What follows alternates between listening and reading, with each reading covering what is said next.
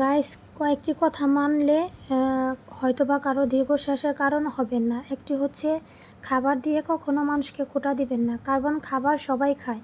কুকুর থেকে শুরু করে, ছাগল থেকে শুরু করে মানুষ পর্যন্ত সবাই খায়, কিন্তু খাবারটা দিয়ে কখনো কাউকে খোঁটা দিবেন না মানুষের মনে। 2 নম্বর হচ্ছে, মানুষের মনে কখনো কষ্ট দিবেন না। কোনো জিনিস কিনে দিয়ে আবার সেটা খোঁটা দিবেন না।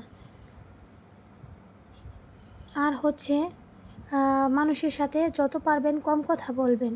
কম কথা বলা ভালো, কারণ কম কথা বললে হয়তোবা আপনার কারো দীর্ঘশ্বাসের কারণ হতে হবে না। কারণ কথার পৃষ্ঠে কথা আসবে, কথার পৃষ্ঠে কথা আসলে কথা বলতে প্রত্যুত্তর দিতে গেলে হয়তোবা অনেকেই কষ্ট পেয়ে যাবে। তো যতটুকু পারবেন কম কথা বলার চেষ্টা করবেন। আপনি অবশ্যই ভালো থাকবেন। এই কিছু কথাগুলো মানতে পারলে আপনি অনেক ভালো থাকবেন। আর আমার ভিডিওটি যদি ভালো লাগে অবশ্যই কমেন্টস করে বলবেন।